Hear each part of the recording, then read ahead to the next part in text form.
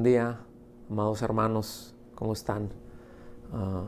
Nosotros muy bien, muy contentos, agradecidos de poder compartir con ustedes la palabra de Dios, de poder reunirnos virtualmente como lo hemos venido haciendo durante ya muchas semanas. Pero gracias a Dios que lo podemos hacer. Esperemos que ustedes tengan el deseo también de recibir de la palabra del Señor, de aprender y de que, con cada enseñanza y cada paso, cada cosa que vamos aprendiendo se vaya incorporando a nuestra vida y que podamos, ¿verdad?, irnos pareciendo cada vez más al amado del cielo, porque ese es el objetivo. A fin de cuentas es llegar y cada día parecernos más a Él, que los rasgos de su carácter se vayan imprimiendo, se vayan acuñando, ¿verdad?, en nosotros cada vez más. Pues muy bien, el día de hoy vamos a concluir la serie que estábamos viendo, enseñanzas de vida. Hoy es el tema número 14, que se titula Nuestra vida descansa en Dios. Y la parte con la que vamos a finalizar el día de hoy es Mateo 7, de los versículos del 24 al 29. Pero antes de ir para allá, yo les quiero pedir que vayan buscando ahí en sus Biblias Deuteronomio capítulo 7, versículo 9. Ahorita llego ahí, pero me gustaría que lo pudieran ir buscando para que lo tengan a la mano y lo podamos leer juntos. Y yo quisiera terminar esta serie enfatizando, si es cierto, el privilegio y la responsabilidad que tenemos como discípulos de Cristo de obedecer cada uno de sus preceptos, cada uno de las cosas que Él establece para nuestras vidas, de sus ordenanzas, de los mandatos de Él, de que los podamos llevar a la práctica, que los podamos implementar. De eso se trata todo. Como lo hemos dicho en otras ocasiones, no se trata de llenarse la cabeza, ¿verdad? Tampoco estamos hablando de llevar una observancia legalista, de una lista de esto sí y esto no, que nos lleve a pensar de alguna manera que podemos llegar a merecer el favor de Dios o de ganar espiritualidad con esto, ¿verdad? Sino el deseo más bien, el propósito más bien de todo esto es de que podamos transitar por la senda de una vida de comunión con el Dios fiel, ¿sí? De eso se trata todo, que podamos ir caminando, que podamos ir avanzando en nuestro día a día en comunión con Cristo. De eso se trata nuestra vida, hermanos. Nuestra vida ya está vinculada. Todo aquel que ha puesto su confianza en Cristo para el perdón de sus pecados, todo aquel que ha sido lavado por la sangre de Cristo, ha venido a ser morada del Espíritu Santo. Pero hay algo que nosotros sí tenemos la responsabilidad, y es precisamente de cuidar la comunión con Él.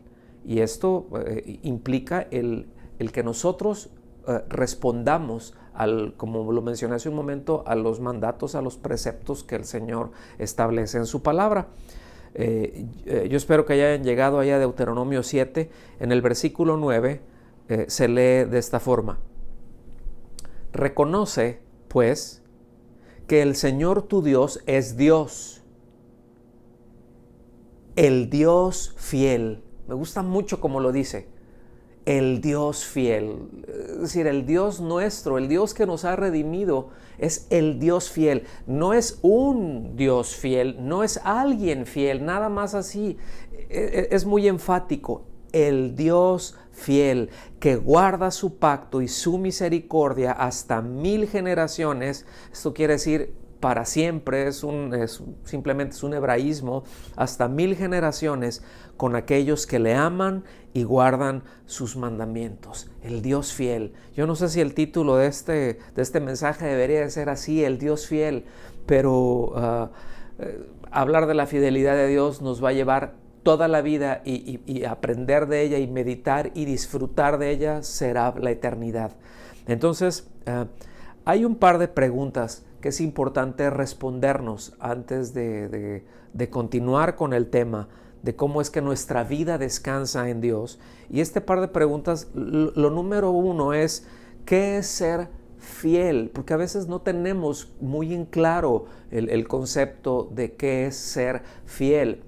A lo largo del tiempo, y yo creo que no es privativo de su servidor, pero yo me he dado cuenta, repito, a lo largo del tiempo, que a veces se confunde lo que es la fidelidad de Dios y la bondad de Dios. Y son dos cosas distintas. Siempre va una de la mano con la otra, pero son dos cosas distintas. A veces decimos, por ejemplo, es que Dios es bien fiel porque me dio esto que yo quería, o porque me respondió esto que yo le había pedido. Y bueno, ciertamente hay cosas que tiene que ver ahí, pero el hecho de que Dios me dé cosas o lo que yo le pido o algo que me sorprendió quizá, no es necesariamente lo que lo hace ser fiel. Esa no es la descripción, de fiel, el concepto o la descripción de ser fiel. Entonces, fiel quiere decir simplemente digno de confianza. Fiel quiere decir alguien que provee de una absoluta certeza. Y escuchen bien, que es incapaz de defraudar.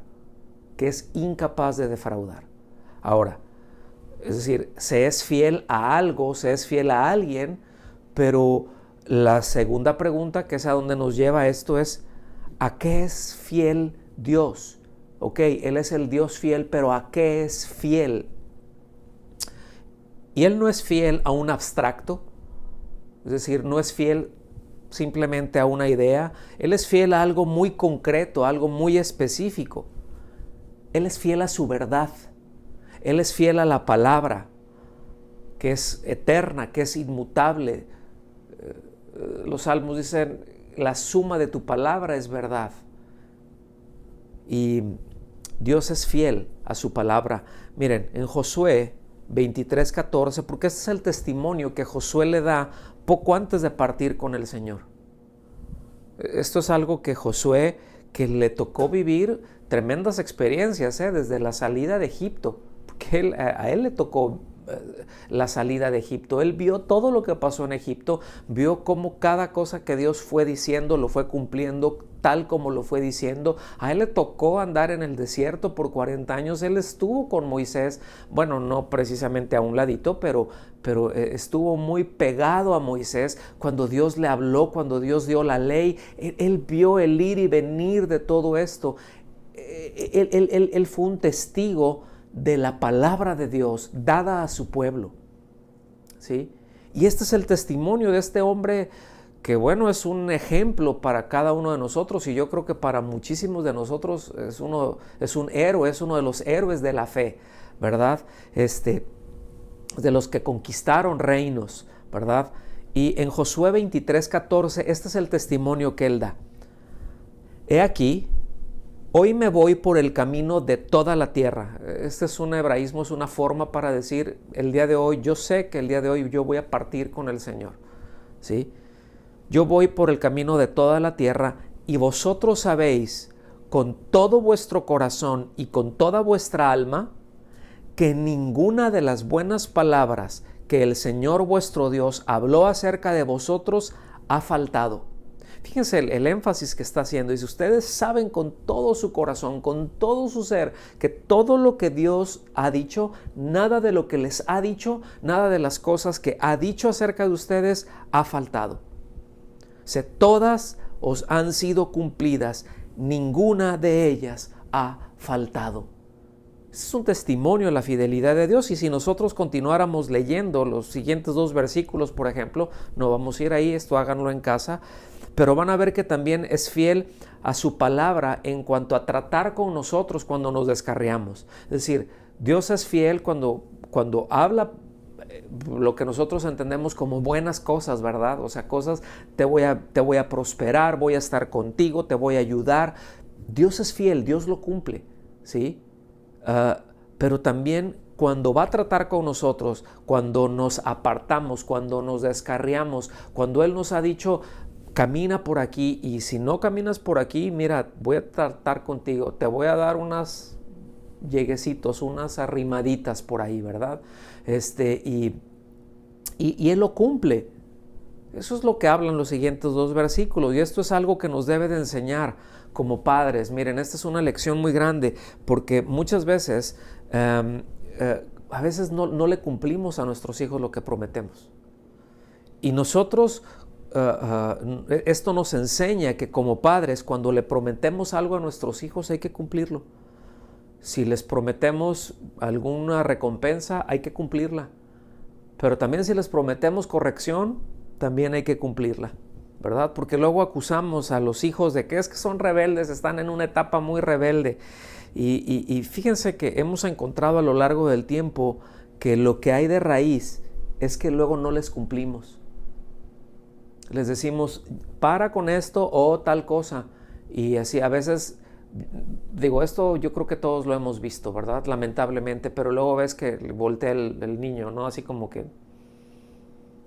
y sigue como si no lo hubieras dicho. Eso es cuando voltean en algunos casos, ¿verdad? Pero a veces queda así como que no sé qué es lo que hay en la cabeza de ellos, si igual y pensando, bueno, pues es que mi papá o mi mamá sí me está diciendo esto, pero no lo va a hacer, no lo hace. Dijo que me va a disciplinar, pero no me va a disciplinar, yo sigo haciendo lo mismo, ¿verdad? Y luego nos molestamos y bueno, así como nos creerán si no les cumplimos lo que les prometemos. Pero bueno, ese es todo un tema importante para tratar en otro momento.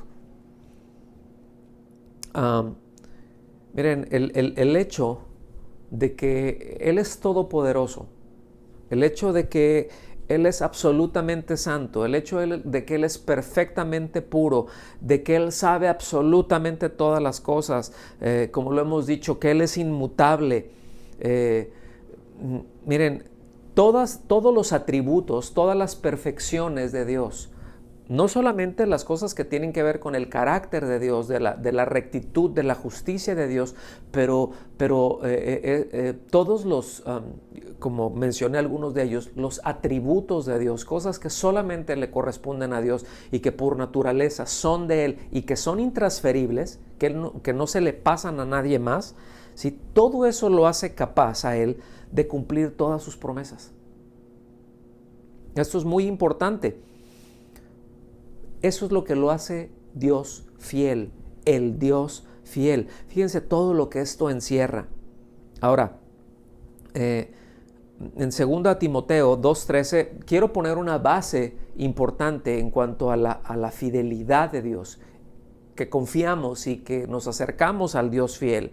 En 2 Timoteo 2:13 dice, si somos infieles, Él permanece fiel, pues no puede negarse a sí mismo.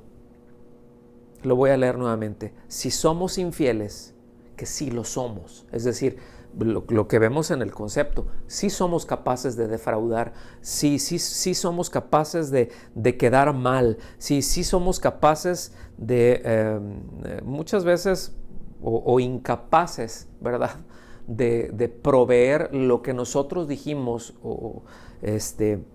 sí somos capaces de ser infieles. Dice, pero si somos infieles, Él permanece fiel. Él es inmutable, acuérdense. Pues no puede negarse a sí mismo. Y esto es tremendo. Escuchen bien. No tiene la capacidad, Dios, de no cumplir con lo que Él dijo. Mediten en esto.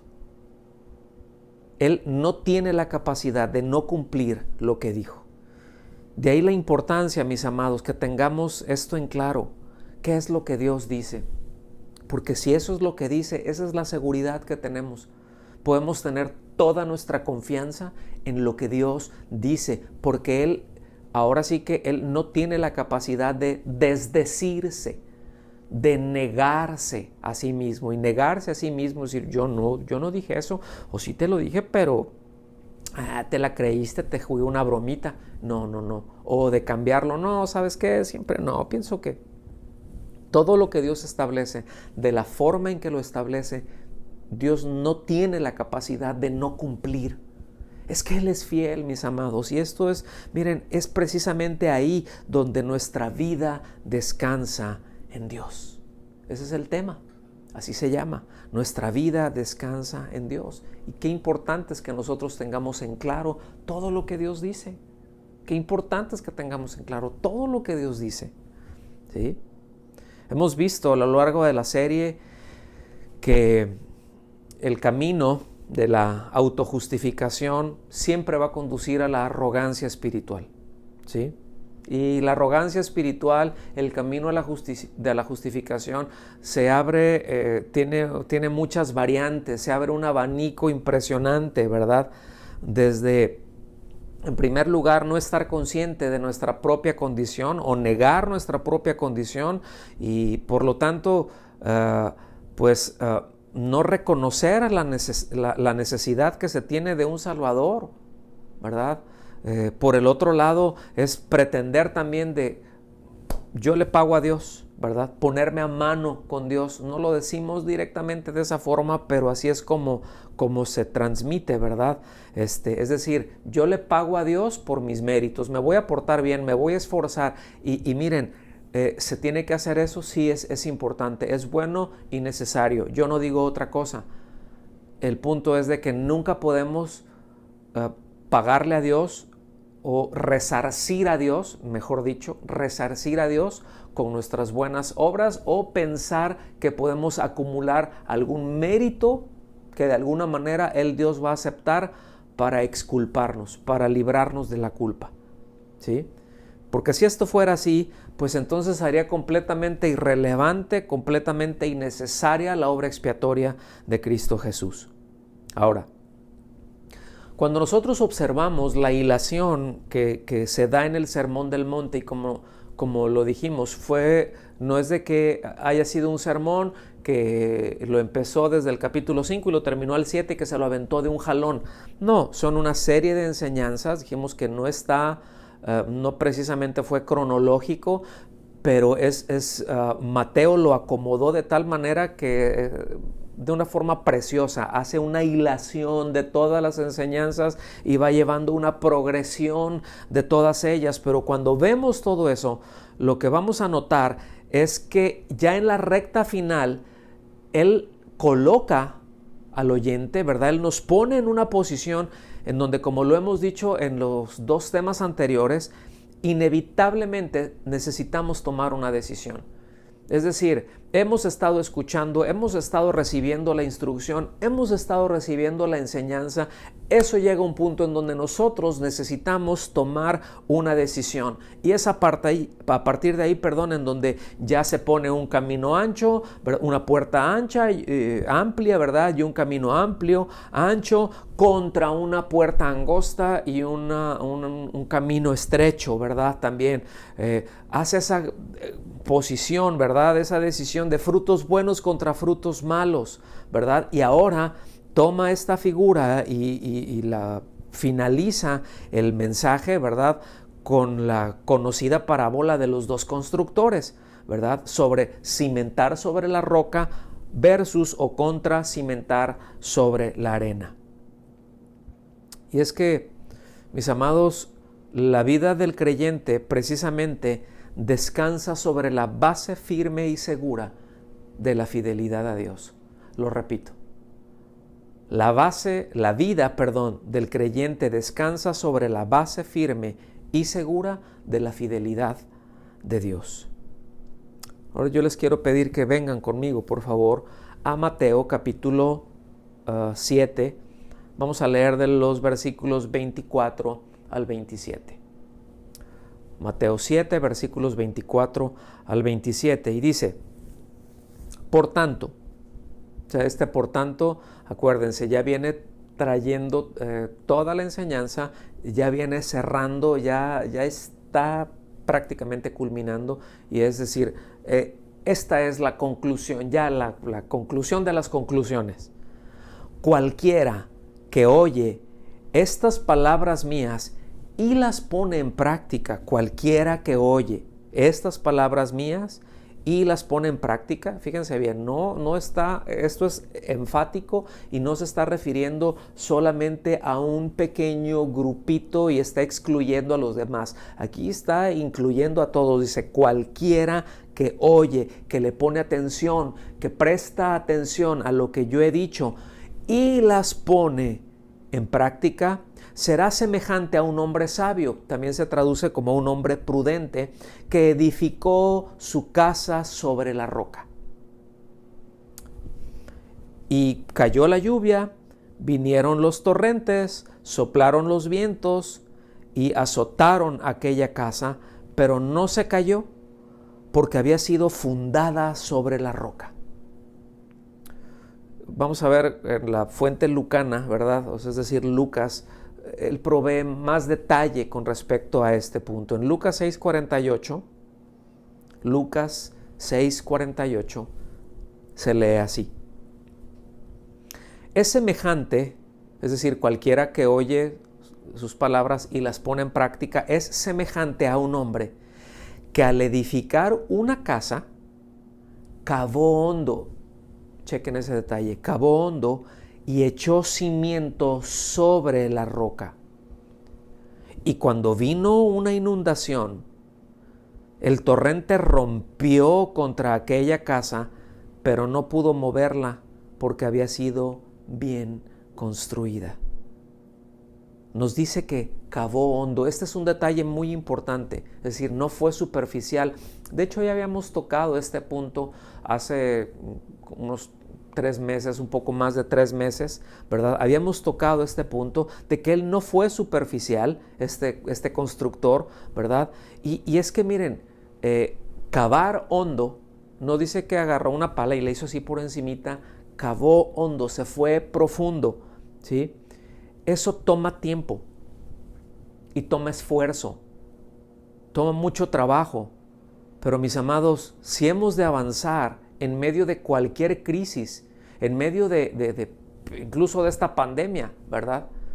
En medio de cosas que se levantan, porque seguramente esto es una crisis a nivel global, pero cada uno de nosotros tiene sus propias crisis, cada uno de nosotros nos vienen vientos y nos vienen lluvias, a otros les llueve sobre la milpita, ¿verdad?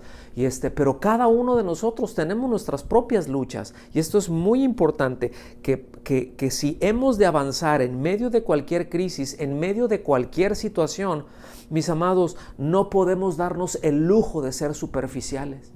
Porque si somos superficiales, con cualquier lloviznita para abajo nos va a llevar. Con cualquier lloviznita nos va a empujar y nos va a derribar. ¿Sí? Entendemos que la roca aquí, en este pasaje, representa a Cristo, sin duda, ¿verdad? Él es la roca inamovible, Él es la roca eterna, Él es nuestra roca de la salvación. Pero los cimientos hablan de convicciones.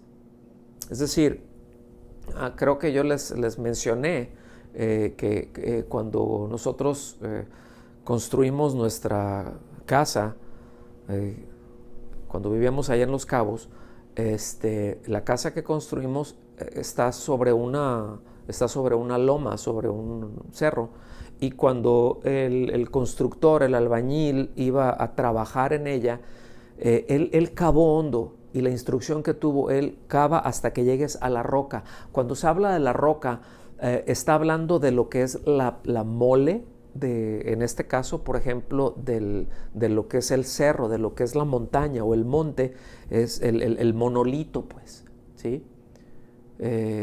Porque aquí había mucha arena. Es un suelo muy arenoso y se removió todo eso hasta que llegó a la roca. Muy bien, bueno, Cristo es la roca. Todo lo demás que está por ahí encima, eso se mueve, eso se desplaza.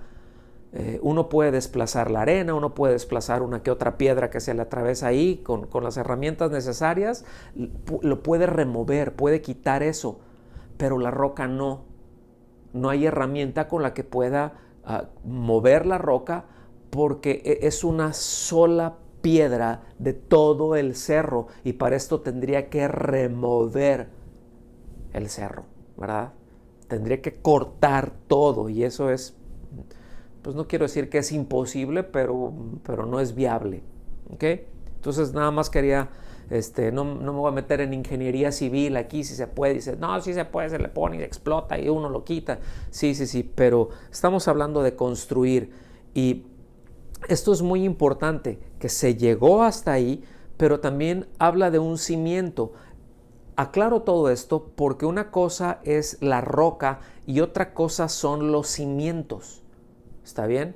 Una casa tiene cimientos, debe de tener cimientos, pero es muy importante esos cimientos sobre qué están, ¿verdad?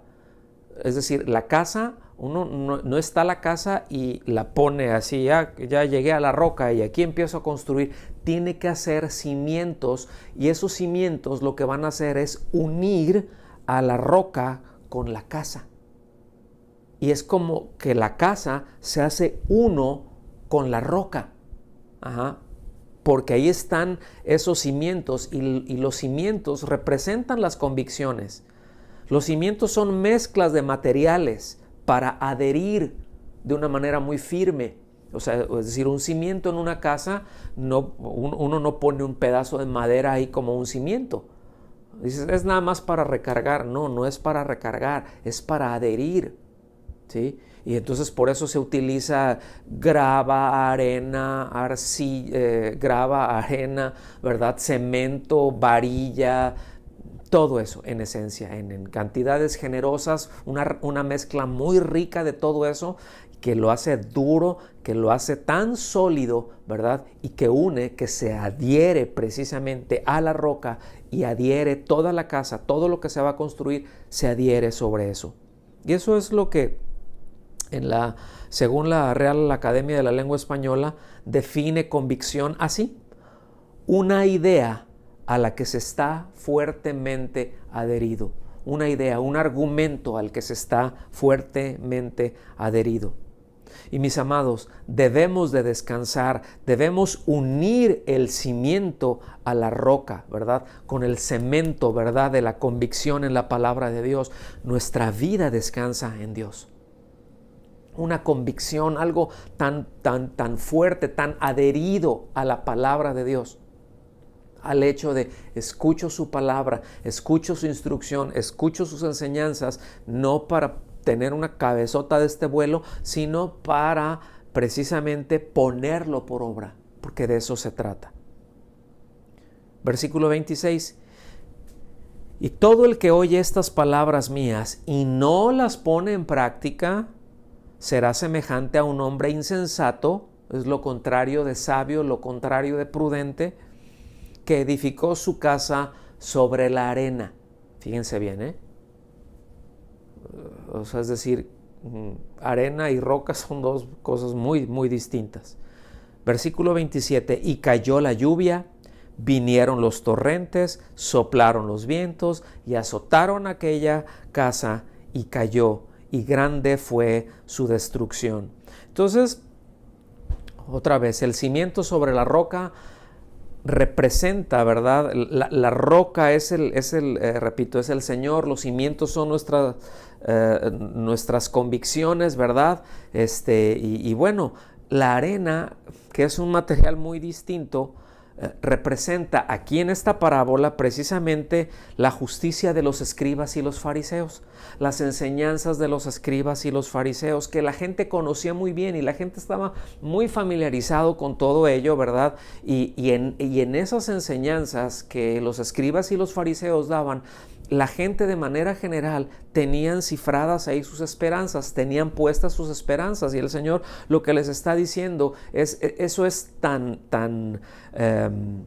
es decir, el Señor les está exponiendo que el cifrar, que el poner sus esperanzas sobre las enseñanzas de los escribas y fariseos es tan firme y es tan seguro como construir una casa sobre la arena. Y esta figura la gente la entendía perfectamente la entendía. Algunos constructores hoy en día como que les hace falta leer esto, pero por sentido común ellos ubicaban perfectamente esto, ¿verdad? Entonces, La diferencia, fíjense bien, la diferencia entre uno y otro, entre un constructor y otro, no es de que uno sí sabía y el otro no sabía, no es de que uno sí entendía y el otro no entendía, si uno conocía más que el otro, si uno iba a Casa de Oración Londres y el otro iba a otro lugar, no era ese el punto. La diferencia real entre ellos es que uno era obediente y el otro no. Uno puso en práctica las enseñanzas porque confió en el maestro y el otro no. Uno decidió descansar su vida sobre las enseñanzas, sobre la instrucción del maestro y darse cuenta, ¿verdad?, que tenía muy en claro que él necesitaba ser gobernado por el maestro, ¿verdad?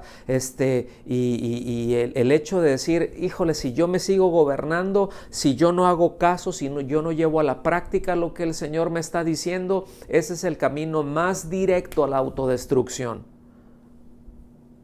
Entonces, mis amados, la desobediencia, el hecho de hacer a un lado la voluntad de Dios es una insensatez. Más aún sabiendo que Él es Dios fiel, el Dios fiel, ¿verdad? Que todo lo que dice es verdad, que todo lo que hace es cierto. Y mis amados, no hay nada, no hay cosa en realidad más torpe que podamos hacer que hacer a un lado lo que Dios dice. Cuando sabemos que no tiene falla, cuando sabemos que es verdad, ¿cómo hacer a un lado eso para darle paso a la incertidumbre? Es que es contra el sentido común simplemente. No necesita uno ser un Einstein, no necesita uno tener un tremendo IQ, simplemente es un poquito de sensatez. Y el hecho de saber y de tener en claro la palabra de Dios es verdad. Eso es lo que Él dice, eso es lo que Él dice de sí mismo. Es el único que dice de su palabra eso, que es verdad. Todos los demás maestros, filósofos que han habido, ¿verdad? Cualquier otra religión, cualquier otro libro sagrado no se atreve, a hacer una afirmación como lo hace la palabra de Dios. Que la Biblia es la palabra de Dios y que toda la palabra de Dios es verdad, de tapa a tapa, ¿sí? Y que toda la palabra de Dios es inspirada por Dios. El mismo Señor Jesucristo dijo, yo soy el camino y la verdad y la vida. Señor, Padre, santifícalos en tu palabra es verdad. La suma de tu palabra es verdad. Entonces, es como lo hemos mencionado ya, solamente hay dos discursos, ¿verdad? O no dos discursos, perdón, son dos cursos a acciones posibles, dos puertas, dos caminos, ¿verdad? Son dos tipos de árbol con dos tipos de fruto, hay dos tipos de cimientos, dos tipos de edificadores. Son esas respuestas. Nosotros podemos, y de hecho tenemos la responsabilidad, como lo dijimos desde un inicio, de a la hora de recibir el mensaje, nosotros decimos, ¿seguimos o no seguimos? ¿Enseñamos, practicamos esta enseñanza o no lo hacemos? ¿Vamos adelante o no? Versículos 28 y 29. Dice, cuando Jesús terminó estas palabras, solo como una nota ahí aparte, esto es para ustedes, pero esta es una expresión o es una declaración que utiliza Mateo frecuentemente, como unas 4 o 5 veces más, ¿verdad? Cuando va a hacer un cambio de tema, cuando va a hacer una transición. Cuando Jesús terminó estas palabras, dice, las multitudes se admiraban de sus enseñanzas. Estaban admirados. Ahorita vamos a ver de qué se trata eso. Porque les enseñaba como uno que tiene autoridad y no como los escribas. O no como sus escribas, dice textualmente, es decir, los escribas del pueblo. ¿Okay? Esto es muy importante y no es la única vez que ocurre. No es la única vez que la gente, a la hora de ser expuesta a las enseñanzas del Señor, llegara a esa misma conclusión. Decir, Él está hablando con una autoridad que los escribas y los fariseos no tienen. Él está hablando con un nivel de autoridad que nos mueve, que nos llega, que nos confronta, que nos empuja a determinar. Y que no lo hemos visto en nadie más.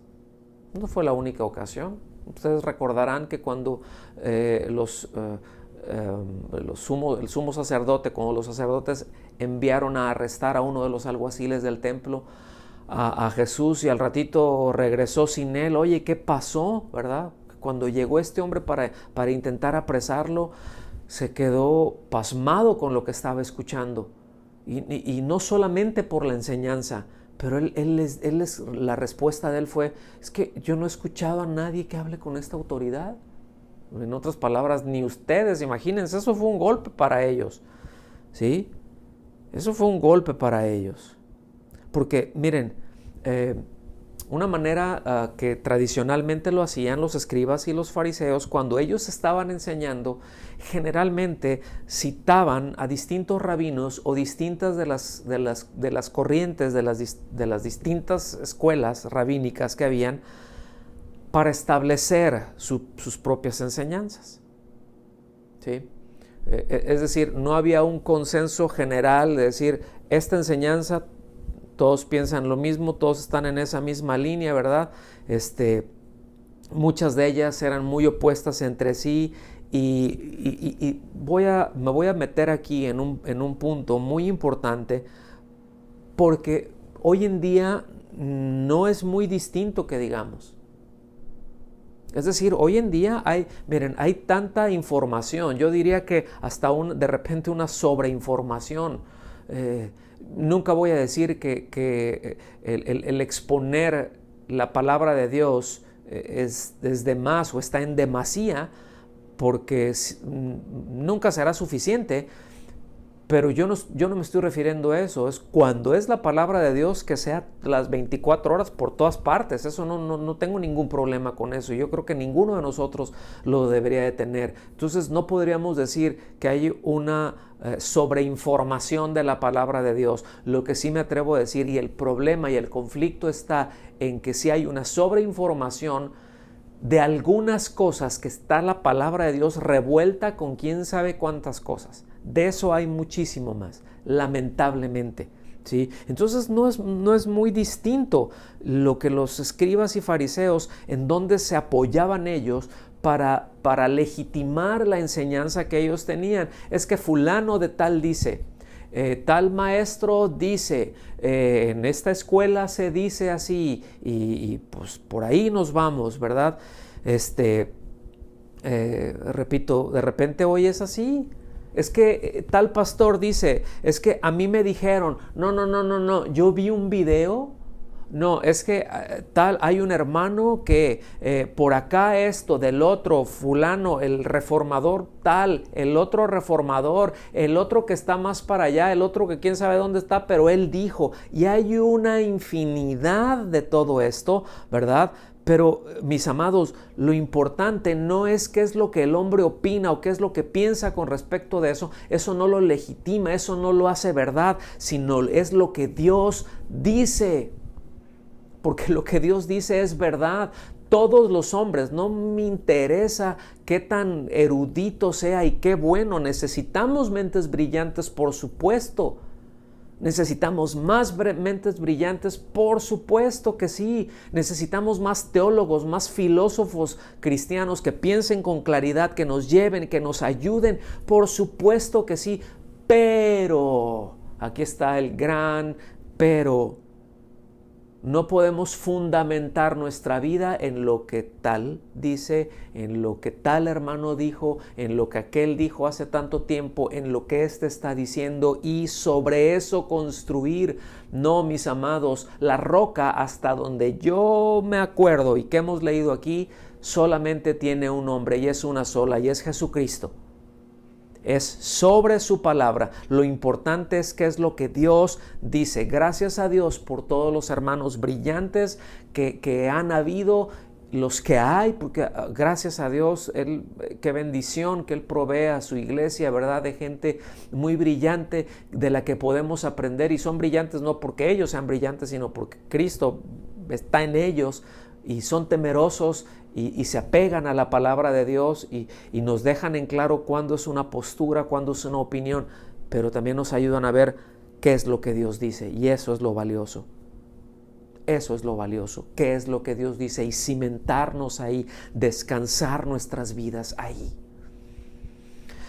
Miren, escúchenme esto por favor, porque lo he dicho en otras ocasiones y lo seguiré afirmando, pero un pastor, un maestro, un ministro, un apóstol, un profeta, ¿verdad? Escuchen bien, no es en sí mismo una autoridad para decir o para enseñar. Fíjense bien lo que estoy diciendo. Dice, no, a ver, pastor, espéreme. Aquí eso está mal, porque los ministerios, esos son la autoridad sobre la iglesia o dentro de la iglesia. Él es la autoridad en la iglesia. Yo creo que a veces confundimos el término. Definitivamente hay quienes presiden, hay quienes administran. Pues sí, hay un pastor en alguna congregación, dependiendo del tamaño, hay un pastor, o en ocasiones hay un cuerpo de pastores, ¿verdad? Y bueno, pero siempre debe de haber alguien que toma una decisión, que hay una dirección, que se consensa, etcétera, ¿sí? Pero no es la autoridad. La autoridad en la iglesia se llama Jesucristo. La roca sigue siendo una. El dueño de la iglesia es uno, Jesucristo. ¿Sí? Ahora, entonces, ¿qué es lo que pasa? Bueno, uno ejerce la autoridad de parte de Dios solamente cuando en estricto apego a las Escrituras uno vive y enseña, porque ese es el patrón que el Señor nos ha dejado. Vive y enseña de lo que vive. Vive y enseña. No es solamente tomo este paquete de información y lo transmito y yo estoy viviendo otra cosa. No. Eso es lo que marcaba evidentemente una diferencia impresionante, y que la gente se daba cuenta que lo que el Señor estaba hablando era muy distinto a lo que los escribas y fariseos estaban diciendo. Sí.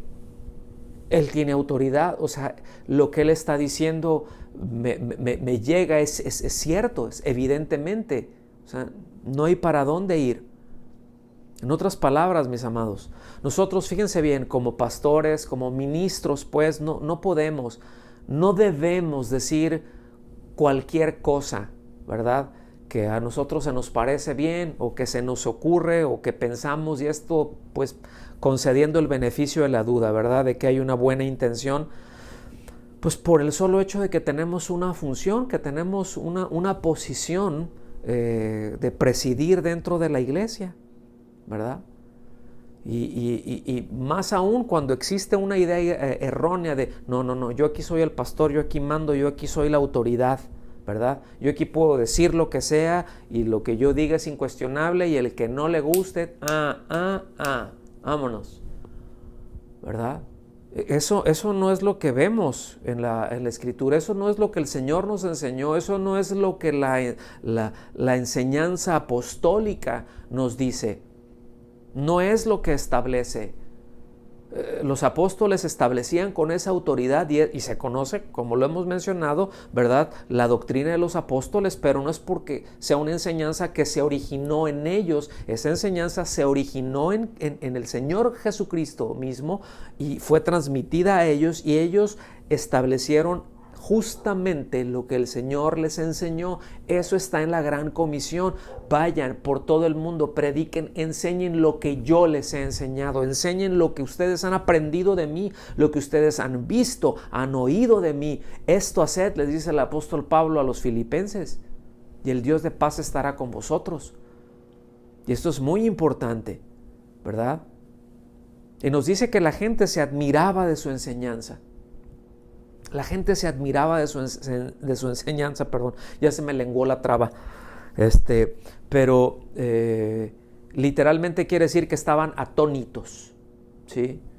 Esto significa que se sentían de alguna manera abrumados, y esta expresión de que se admiraban es de que es Es una expresión que Mateo utiliza también aquí, que es muy enfático, que no es que solamente se sorprendían o que se maravillaban. Es decir, no solamente decían, oye, qué tremendo está, oye, qué tremendo mensaje. Uf, ¿cómo estuvo el mensaje? No, gruesísimo. Estuvo bien tremendo. Oh, aprendí mucho. Qué bueno, gloria a Dios. Oh, no, dijo unas cosas que, ¿verdad? Que me quedé haciendo viscos. Olía a cable quemado cuando estaba hablando. No, buenísimo. No, esto iba más para allá. Esto lo que estaba enseñando es que esa expresión es mucho más fuerte que eso. Es que se sentían abrumados. Es como que a la hora de estar hablando y que sus enseñanzas les caía en un peso, que los dejaba así y otra vez los empujaba por sí mismo a tomar decisiones, a implementar, a poner por obra eso. Ya no tenían manera de hacerse para algún lado. Es obedezco o no obedezco, lo sigo o lo rechazo, pero no hay más. No basta un, ay, qué bonito, porque escuchen bien, la gente, nosotros, las personas, no necesitamos sorprendernos o maravillarnos. Necesitamos creer. Necesitamos creer. La gente no basta con elogiar las palabras del Señor, sino confiar y obedecer. No es suficiente con decir qué buen mensaje, pastor, thumbs up, ¿verdad? Ahí sí, dedo arriba, ¿verdad? Qué bueno, aquí les doy un me gusta, un like, ¿verdad? Es muy bueno. Es más, va más allá de un like, les pongo un corazoncito, ¿verdad? Algo así. Corazón medio raro que les hice, ¿verdad? Pero va muchísimo más para allá. ¿Sí? Me impactó, me abruma en un buen sentido, no me abruma en que no me cae de peso, pero yo creo que todos estaremos de alguna manera familiarizados con la expresión, es que me cayó un balde de agua fría. ¿Sí? A algunos les gusta mucho el agua fría, bueno, pero cuando te cae eso, cuando te vas a meter, ¿cómo actuamos, verdad? Cuando el agua está fría y nos vamos a meter a la regadera, es así que te cae, es un, ¿verdad? Te sientes que se te paraliza el corazón, ¿no? Pero es un que no tiene que ver con un asombro, decir, ay, nada más, qué bonito, o sea, y dije, nada más, que se queda ahí, o qué tremendo. No, es un, me empuja, me constriñe, me lleva a tomar decisiones, a tomar determinaciones. No, ya no puedo seguir siendo la misma persona. No puedo seguir caminando de la misma manera en que lo estoy haciendo y tengo que tomar una decisión. O te hago caso o no. O sigo tu instrucción o no. O sigo tu enseñanza o no. Pero tengo que tomar una decisión. ¿Sí? Ahora, la conclusión es, pero es que lo haces con autoridad, es muy distinto a lo que, déjenme ponerlo así, porque son cosas que estamos viendo. ¿Sí? A lo que un motivador está dando, a lo que este filósofo está diciendo, lo que esta línea de pensamiento tiene, qué bueno, qué bonito. Sí, pero cuando ves al maestro y ves la autoridad, dices, tengo que tomar una decisión con respecto a esto. Me confronta a eso. Seguir las instrucciones, mis amados, del Creador de la vida. Cuando nosotros seguimos las instrucciones del Creador de la vida, nuestra vida descansa en Dios, el Dios fiel. Vámonos yendo para el final. Miren, en cualquier lugar en donde se proclama, en donde se enseña la palabra de Dios con fidelidad, la palabra de Dios penetra. La palabra de Dios satisface. La palabra de Dios consuela. La palabra de Dios salva. La palabra de Dios guía. Yo en este sentido me maravillo como pastor que uno cuando está exponiendo la palabra de Dios, pues Dios es el que conoce los corazones de cada uno. Uno como pastor pues se enfoca a la congregación que el Señor le dio a pastorear y a alimentar a ese rebaño, sea grande o pequeño, no me meto por ahí. Pero esa es la responsabilidad de uno, de una manera general. Esta es la dirección, en este caso muy particular, por ejemplo, en donde se le está predicando a Casa de Oración Londres, a los miembros de Casa de Oración Londres. Yo soy el pastor de ustedes, ¿sí? Y esa es mi responsabilidad y vamos bien por ahí. Sin embargo, cada uno de nosotros tiene distintas circunstancias, tiene distintas necesidades. Y lo que hemos visto, y de hecho lo hemos comentado con varios de ustedes, es impresionante de que un mismo mensaje, cuando aún se expone la palabra de Dios, por eso yo voy a ser un defensor de los mensajes expositivos de la palabra de Dios. Exponer, qué bueno que hablamos acerca de temas, es muy importante. Pero que siempre se exponga la palabra, que siempre se exponga, que quede claro, que sea bien en línea la plomada de la palabra de Dios bien puesta en lo que se está diciendo, bien interpretada, bien trazada, ¿sí? Es impresionante porque ese mismo mensaje, que es la misma palabra de Dios, va a llegar a uno que tiene esta circunstancia y que tiene esta necesidad, a este otro en la necesidad que tiene, a aquel otro al que está allá. Mis amados, es impresionante. Pero es que como Dios conoce y Dios es el que opera en nuestro corazón, repito, cuando se proclama con fidelidad su palabra, todo esto ocurre. Entra porque es más cortante que toda espada de dos filos y separa los argumentos del hombre, separa lo que es lo santo de lo profano, separa lo bueno de lo malo. Por supuesto que separa, por supuesto que penetra, pero también cuando penetra, también penetra el consuelo, también penetra la guianza, también alimenta, nutre, satisface, nos llena de alegría, ¿sí? Aún en medio de cuando a veces el Señor nos está hablando y nos está dando con tubo, ¿verdad? Nos está dando durísimo y es así como que es un toin, toin, toin, uno tras otro que nos está dando con todo, ¿verdad? Y que nos quebranta y que a veces terminamos llorando con eso porque efectivamente nos hizo una radiografía del espíritu, una tomografía espiritual. Nos vio hasta lo más íntimo, ¿verdad? Y nosotros nos damos cuenta de eso y decimos, Dios de mi vida, qué feo soy, qué feo estoy con esto. Y nos causa tristeza y nos duele y lloramos, pero al mismo tiempo nos sana y al mismo tiempo nos nutre, nos alimenta, nos impulsa, nos consuela. Es impresionante, es tan hermosa. Cuando la enseñanza es carente de esto, cuando no se apega a la palabra, cuando no hay un apego a la palabra, siempre va a dejar un vacío, siempre va a dejar hambre espiritual, siempre va a quedar debiendo, ¿sí?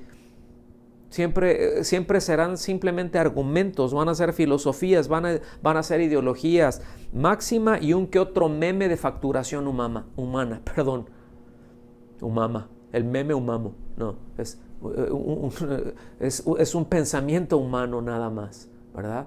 Y siempre va a quedar debiendo, nunca va a satisfacer. Puede ser que en algún momento te satisfaga momentáneamente, pues claro, ¿a quién no le gusta que le digan que él no tiene la culpa? Pues eso el hombre lo ha dicho desde siempre, yo no fui, ahora sí que yo no fui, fue aquel, fue aquella, yo no, yo estoy bien. Y siempre tratamos, ¿verdad?, de escaparnos, ¿verdad? Siempre tratamos de salirnos por la tangente, de irnos por ahí. Y cuando alguien llega y te dice, es que tú no te preocupes, tú eres muy lindo y no pasa nada, lo que pasa es que los demás no entienden y uno, oh sí, y hace su propia fiesta de lástima ahí. Pero eso no te saca del lugar. Eso es simplemente como estar parado, como voy a mencionar más al ratito, no es en arena, son en arenas pero movedizas, te va hundiendo en un fango y tan chicloso y tan duro que se hace que es imposible de salir de él. Porque la palabra y los argumentos, las filosofías, las máximas que son hechas por el hombre no tienen la capacidad que tiene la palabra de Dios. Punto. ¿Sí? Entonces, miren,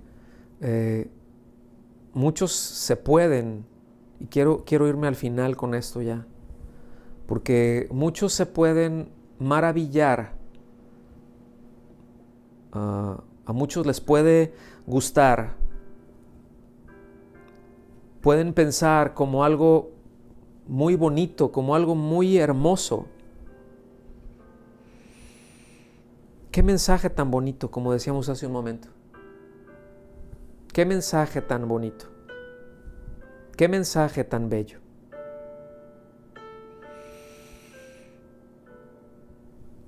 Alguien puede decir, no, qué enseñanza del Señor, wow, qué tremendo, qué bien me hizo sentir.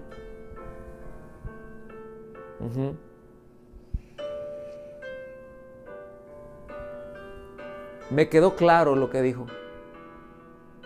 Me quedó claro lo que el Señor me está hablando.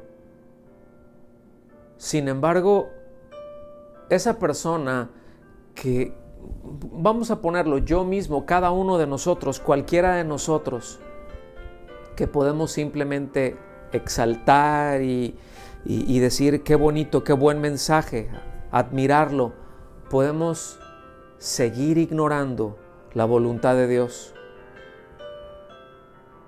Podemos, sin lugar a dudas, continuar con una insensatez, porque resulta que la mera admiración no basta. Siempre deberá ir acompañada de obediencia, siempre acompañada de obediencia, y esa obediencia a donde nos va a conducir es a una íntima relación personal con el Señor.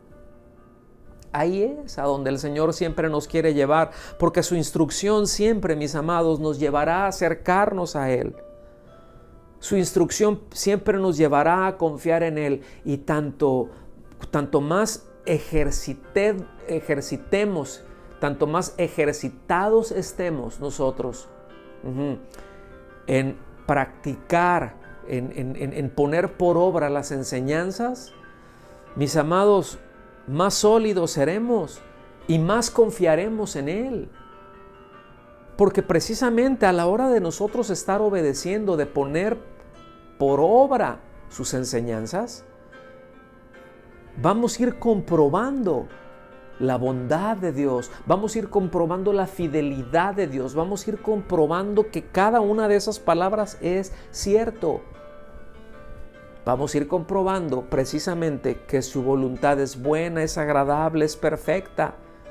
Repito, porque siempre su instrucción nos va a llevar a Él, a conocerle, a intimar con Él, a intercambiar afectos, a intercambiar aún emociones.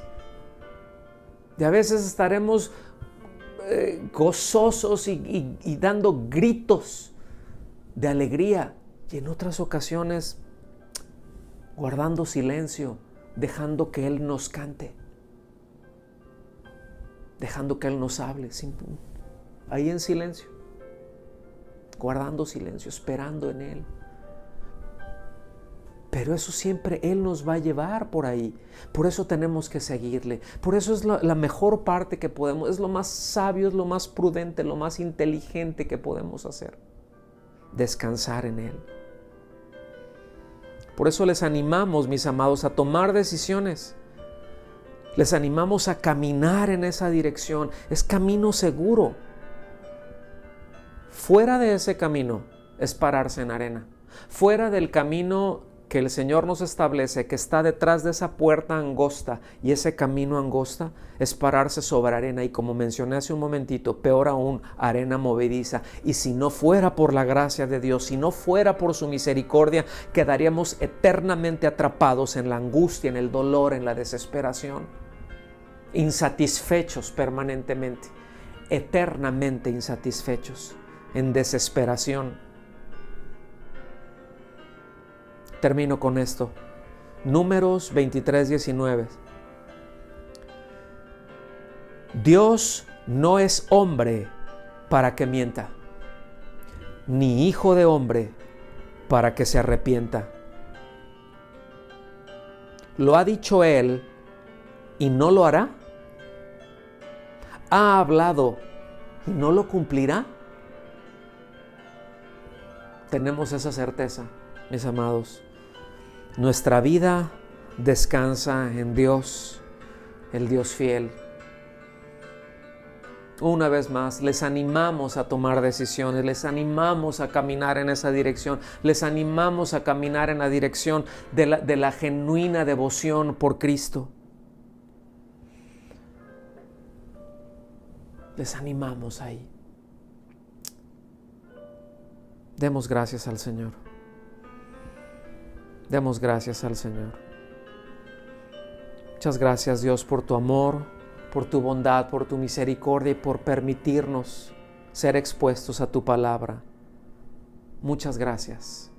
Muchas gracias. Habla a nuestra vida que queremos obedecerte, Señor. Habla a nuestra vida, por favor.